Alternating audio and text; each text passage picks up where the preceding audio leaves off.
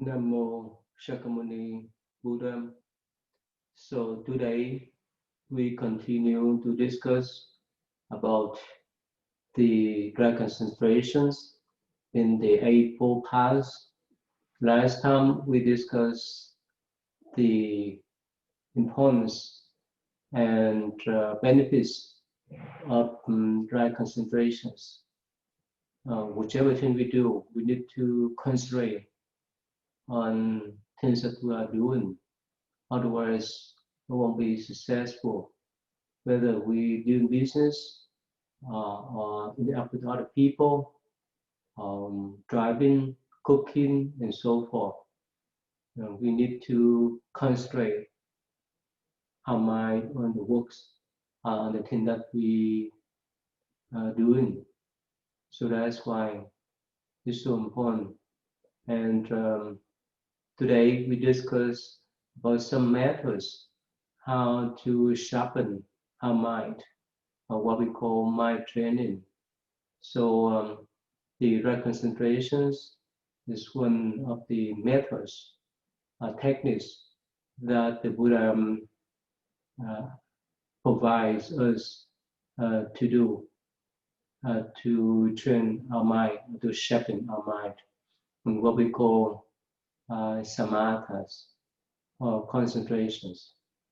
Like last time, we discussed that since our mind always fluctuated between like and dislike, so that's why it's swing back and forth between those two poles. Whenever we deal with other people, whenever we working on anything, we have that kind of tendencies. So that's why in this mind training, it will help us to remain in a neutral route, to become stable, to have the non-judgmental approach, so that we can see things more uh, clearly in the broader views. So in this kind of right concentration, in Buddhism, there's 40 types of concentrations, or what we call 40 meditation subjects that we could focus on. Again, this all kind of subjects we can focus, but in general, the Buddha provides these 40 meditation subjects so that we can focus on my own.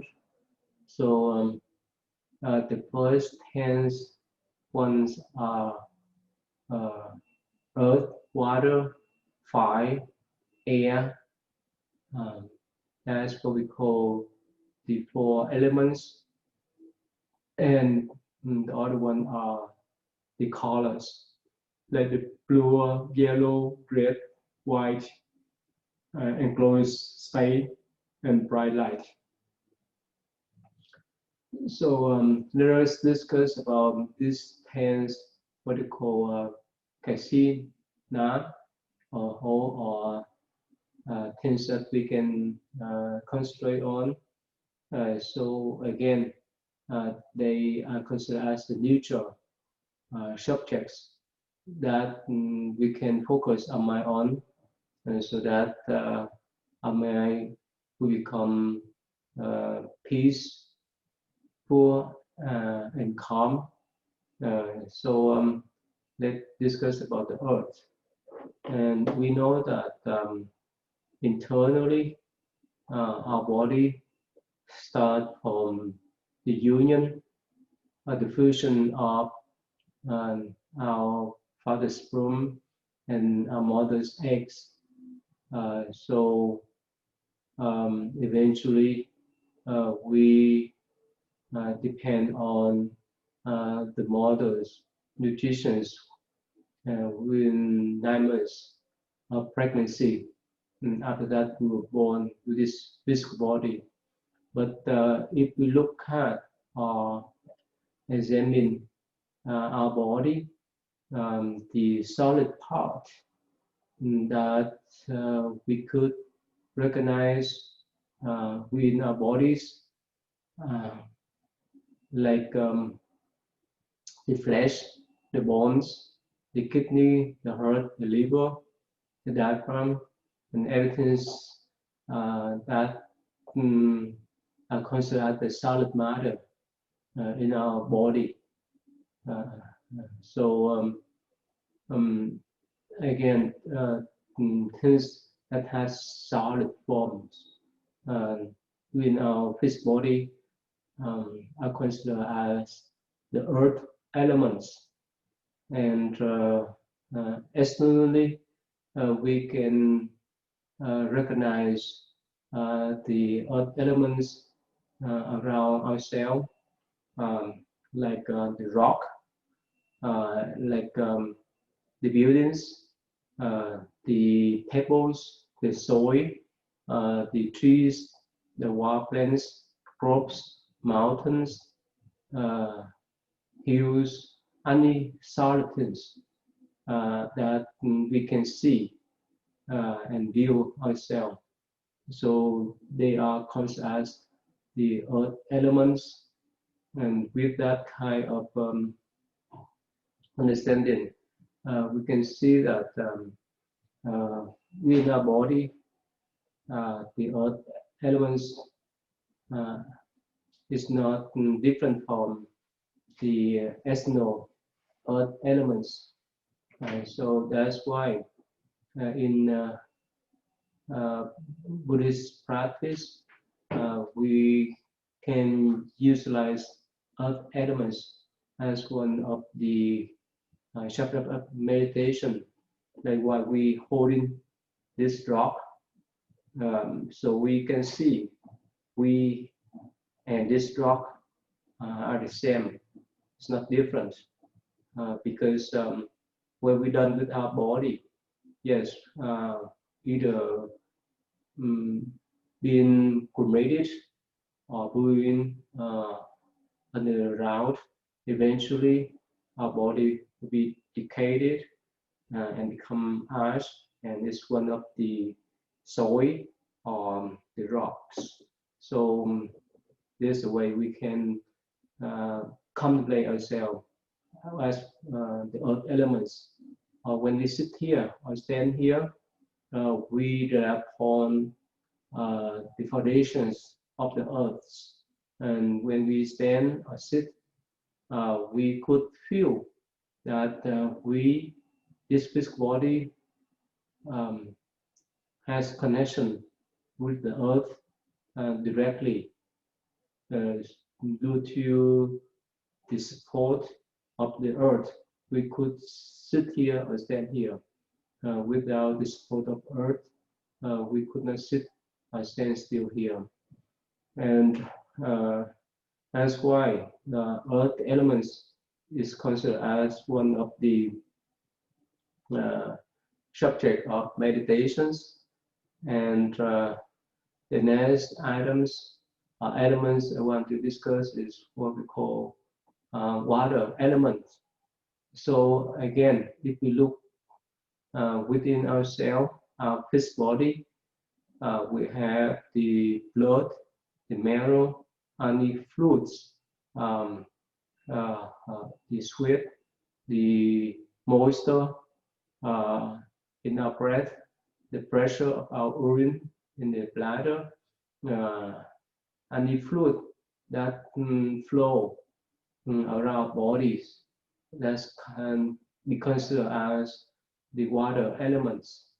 And this type of water elements is not different from the external water elements that we see inside the pond, or even these water models, the waters in the river, ocean, or it's raining down. So this kind of water elements is the same in every aspect, whether it's within our body or out there in the environment or surrounding. So again, with this kind of understanding, we are one with water elements. Let me tell you a story that relate to first the earth elements, and second the water elements.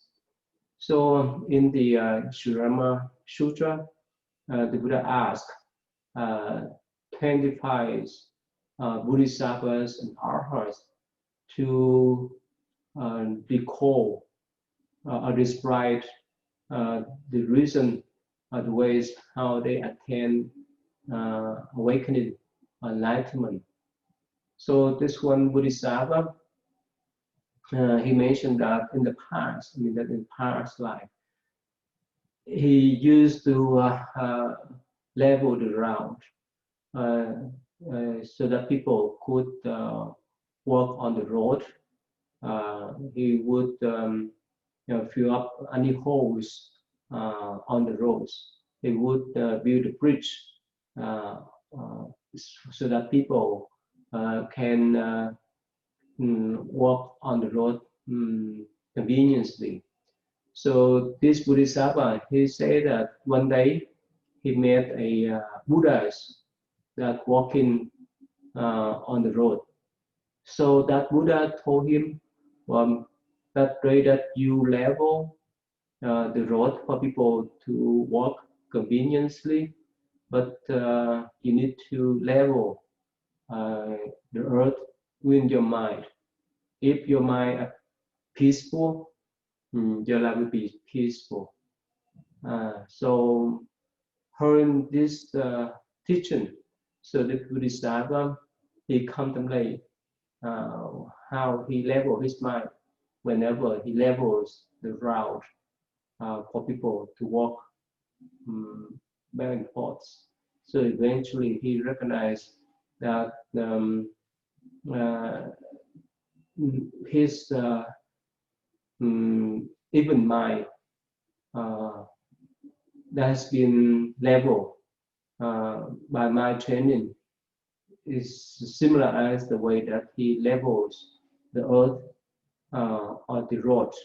So that's why he attained enlightenment. And talking about the contemplations or concentration on the water, there's one Bodhisattva, and he reported to Buddha that yes, in the past, he concentrated on the water elements until the point that his mind and waters were the same. So until the point that when he was in meditation, he contemplated his body and mind is water, and water is his body and mind, until the point that eventually he dissolved his body, even physical body dissolved into water or become water. So somehow at that moment, this was a novice that went to his room. And so when he opened the window, he take a peek inside his room, the cultivator's room. So this novice saw nothing except water. So because he's too young to understand what's going on, so he picked up a rock, a pebble, little rocks, and threw inside that room through the window. So when these meditators release himself from concentration or samadhi, so he felt painful around his stomach, and he recognized that because of that little pebbles, little rocks that's been thrown into his body by the novice.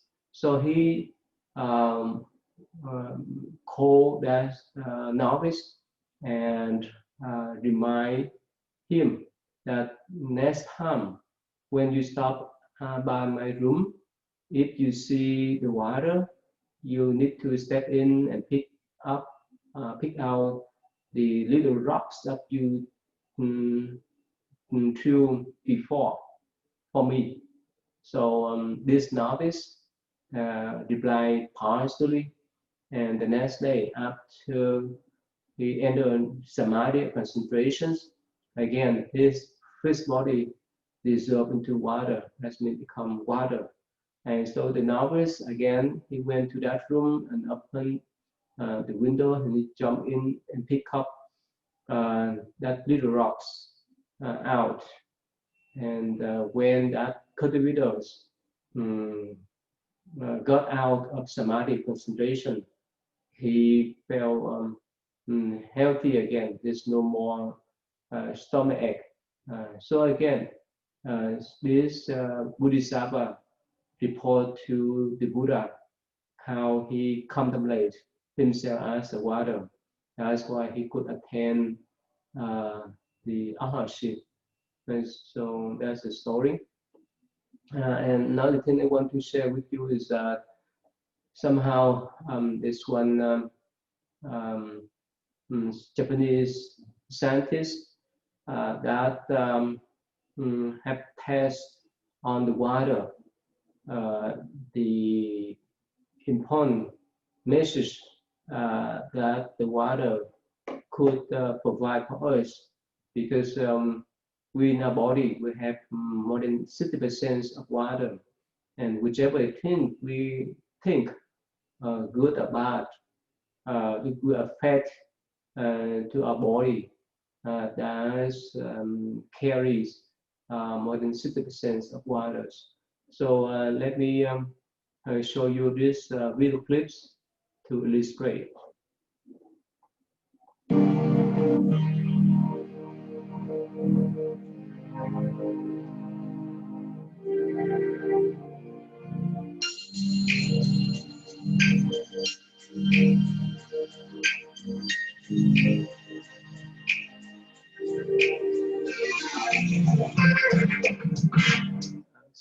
Let me read this one here. He demonstrates that when he labeled the word lobes, thank you. So the patterns of the eyes would look beautifully with love appreciation. So basically, he said that my whole intention appeals toward our thinking, like happiness, peacefulness, love, appreciation, will affect to the body, um, especially the water. Here, the word truth. When we say, when the label is affect to the water, what it has a crystallized water, would have the clear, beautiful patterns.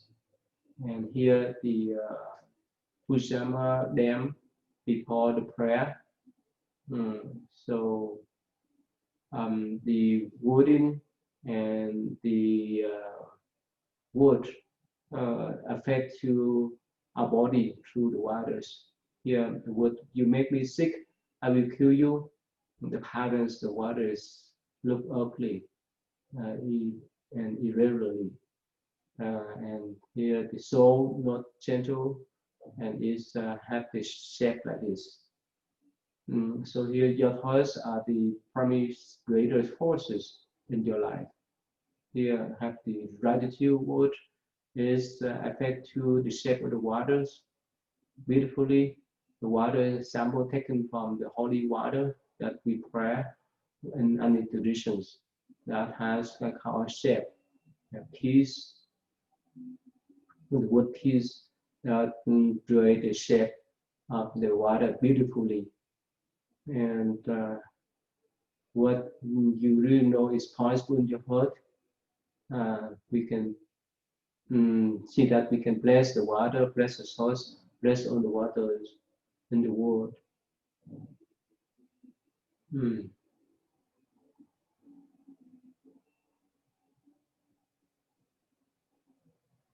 Again, this shape of the water that has the word amazing.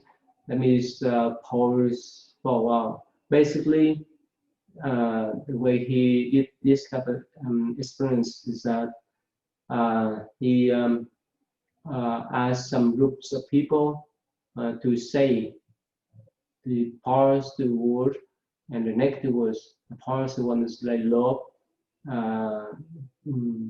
gratitude, peace, or holy song, the prayer, and so forth.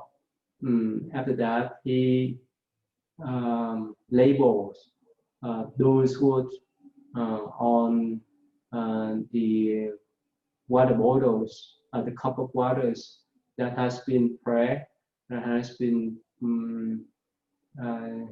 praised, that has been saying the word of love, compassion, gratitude, and so forth.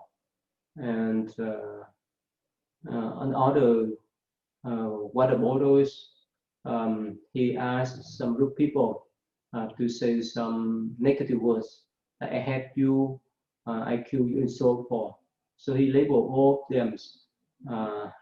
So later on, he put them into the freezer, and after that, he used the microscope to look at those patterns of the ice cups that has been labeled. So basically, he saw that with his microscope, he saw that the waters has been prayed and that has been said with the word love, gratitude, and so on. They have this kind of beautiful patterns. On the other hand, the water that has been square, and so forth, would have the ugly, irregular patterns like this. So that's the first meaning. So anyway, the mind affect to the body, especially the fluid within our body, and it affect to environment too. So that's why in this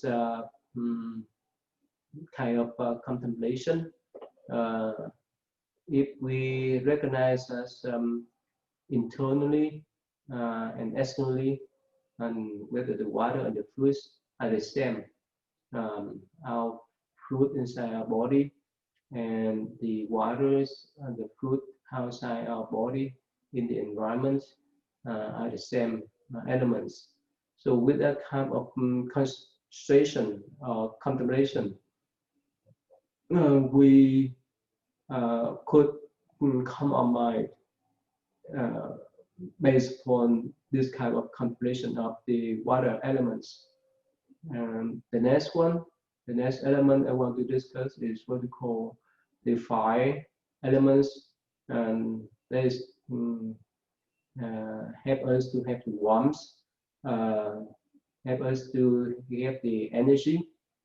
So we know that in our body, when we inhale, we inhale the cold air, and when we exhale the warm air.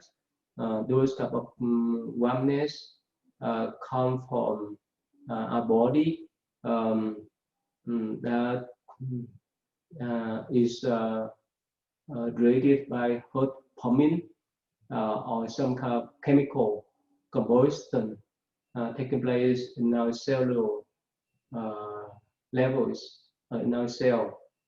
They spark the electricity in our muscle, nerves, brains. So all kind of energies that are come from the five elements and that outside our body too.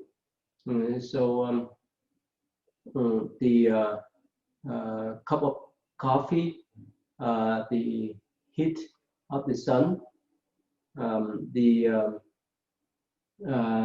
electricity that we turn on, so we can see them, we can recognize them. The light of this secret lighter, when we light this candle, we can see how we warm up ourselves, how we have this energy with these light candles. This type of what we call five elements in the past is so separate that some people, they follow what they call fire worshippers or fire worshipping. That means, in the past, in our early civilizations, we didn't have the fire. That's why, as animals, we harvest the food, even did the hunting to consume so that we can survive. But later on, humans know how to get or start the fire. So it's not easy to get the fire. Whether we get the fire from smashing two rocks to woods, but no matter what type of techniques, it's not easy to get the fire. So once we get the fire, it would help us, it would transform completely the human civilizations, because with the fire, we can cook food, we can warm up ourselves, and so forth. So that is why that's one of the human revolutions of civilization. So again, and it's all kind of contemplations that relate to the fire, and that's why in Buddhist traditions, if we could focus our mind on these five elements, eventually we would have some type of achievement. In the Tibetan traditions, they have some techniques that relate to the fire. Tibet is located in the high plateau, and somehow it's known in many parts of the countries. So some monks, they contemplate themselves, or they visualize themselves as a fire. That's why they sit in outdoor.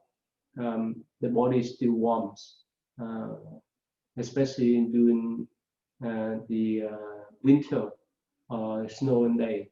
So again, as part of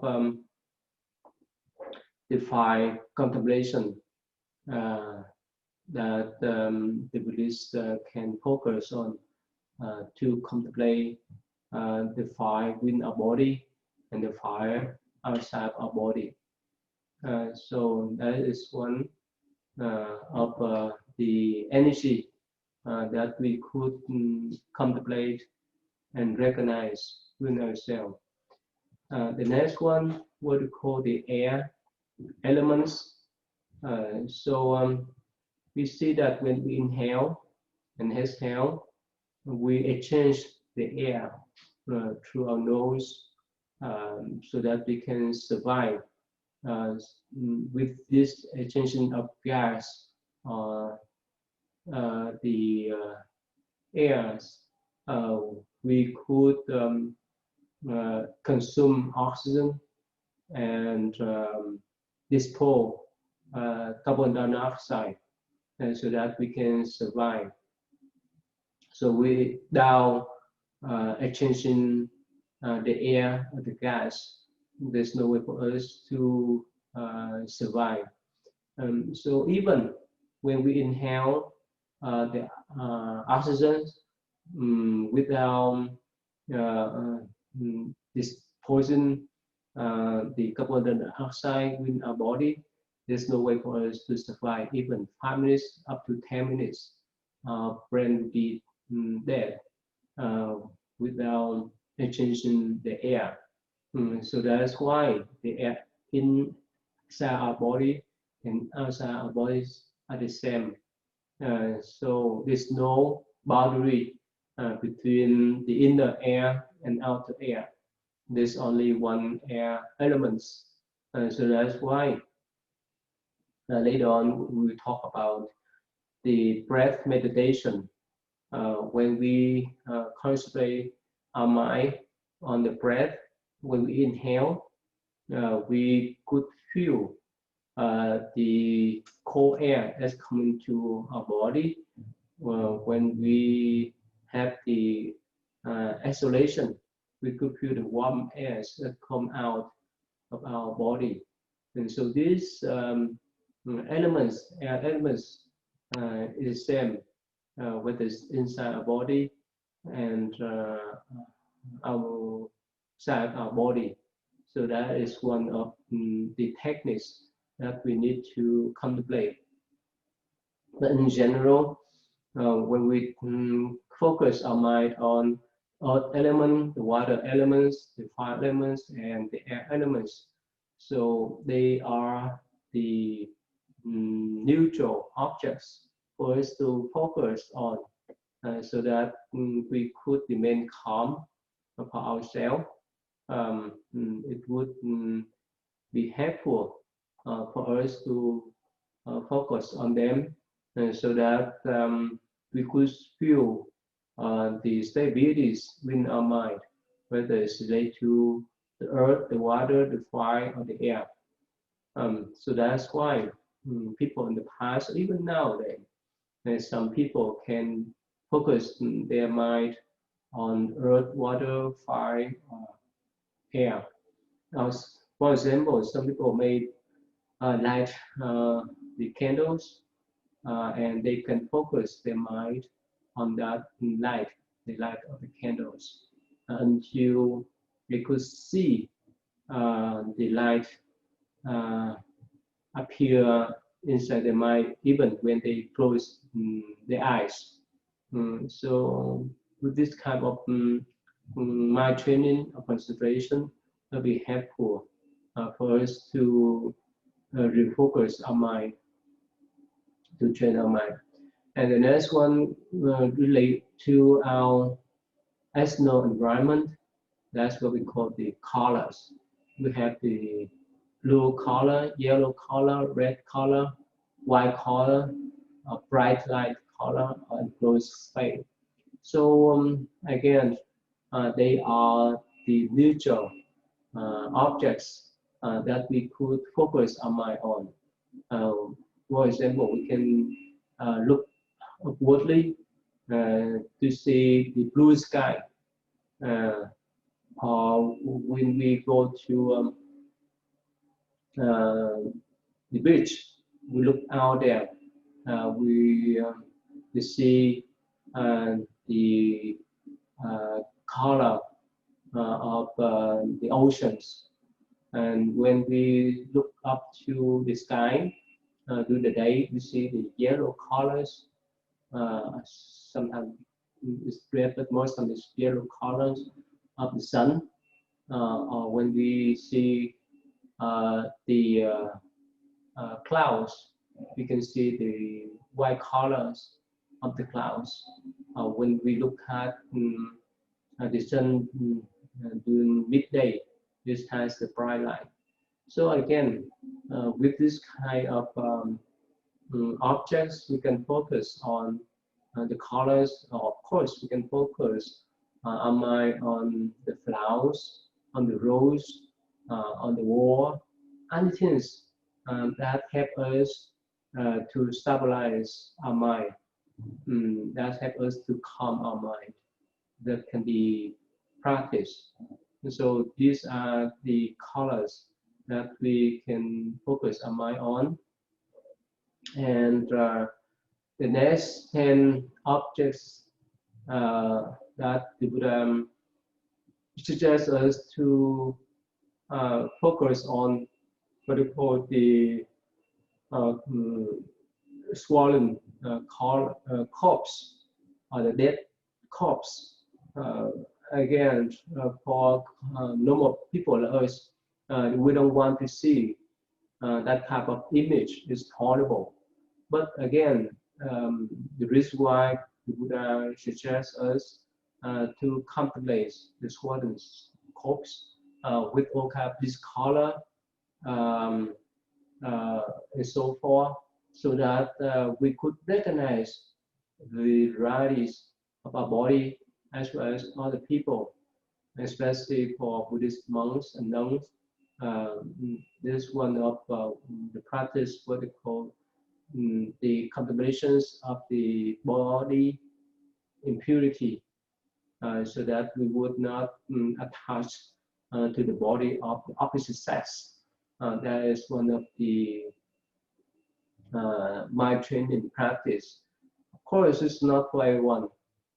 Depend upon the needs, or depend upon whichever thing we want to focus on. So this is just one of the options that we can focus our mind on. So let me share with you not the video clips, but only the image here. There's some long video clips about the decomposition's body. Uh, and, so of course there's some people that pass away because of killing, I should say, moderns. So that's why um, there's some doctor with specialized in examine the corpse to see how they pass away, whether they pass away in the natural way, or they pass away because of crimes. They would investigate that. So again, the reason why the Buddha suggests us to contemplate the compositions of the bodies, so that we could recognize that's what will happen to our body and others, so that we would not attach too much to the body of all people, especially the opposite sex. So most of the time, the Buddha would suggest the monks and nuns that went to the forest to contemplate this kind of decompositions of the corpse. So that's one of the techniques. And another techniques, the Buddha suggests us to have what we call 10 recollection. The first are the recollection of the Buddha, Dhamma, and Sangha. That's means we need to contemplate, recollect the virtues of the Buddhas, the Enlightenment. The Dhamma has been his teachings, and the Sangha has been his monastic communities that represents the virtues that we need to recollect, contemplate, so that we can follow the triple truths, the Buddha's, Dhamma, and Sangha. And the next three regulations of the virtues that Buddha advises us to contemplate the morality, liberations, and the wholesome attributes of devas. That means when we live together as human, we need to abide certain rules, regulations that keep us to live harmoniously and peacefully among ourselves. For example, the first precept or the moral obligations we need to uphold is no killing, uh, because no one wants to be killed. That's why we need to respect other people's life. So if we go against this kind of moral obligations, we would not allow to live in this human society. The only place for us to live is this jail, whether it is the state prison or federal prison. Mm, Still, that's the place where people commit crimes that harm or kill other people. So, do the moralities like no stealing, no such misconduct, no lying, and so forth. So we need to have this kind of recollection of the virtues of those moral obligations that we need to follow. And the next revolution that we need to have is what we call liberations. In most Asian religions, liberations is one of the utmost ultimate goal, so that we could due to in Sanskrit it's called moksha, in Buddhism it's called nirvana. Generally, it's called the liberations of the sentient beings from the sixth part of the birth cycle. So that's why it's so important that we work on this part of liberation. We liberate ourselves from attachment. We liberate ourselves from anxiety, from stress, depression, and so forth. And that is the uh, variety that we need to work on. Because, for example, uh, in our life, we are bound or tied by all kinds of things, especially if we could not control our mind. So when we are angry towards someone else, we would say and act crazily, uh, violently toward that person, and definitely we have to pay for that price. So that's why when we remain calm and peaceful, we will be liberated, be free from that angry mind or angry um, action and speech. That's what is called liberation. And the next one, the wholesome attribute of devas. Why the Buddha suggests us to contemplate about the wholesome attributes of devas. Buddha said that while we are revolving in the samsara or the birth cycle, the two desirable destinations that we may need to be reborn are the human realms and celestial realms, because only in these desirable realms, destinations, we could have more chance to do good deeds and transform our mind. If we were born in the lower realm existence, like animals, hell and so forth, we would not have much chance to develop virtue. And on the top that, one reason why we could be reborn in the heaven is the practice of generosity. So since time is up here today, let me stop here, and next time we discuss more about all the recollections that Buddha teach us how to contemplate. Namo Shakyamuni Buddha.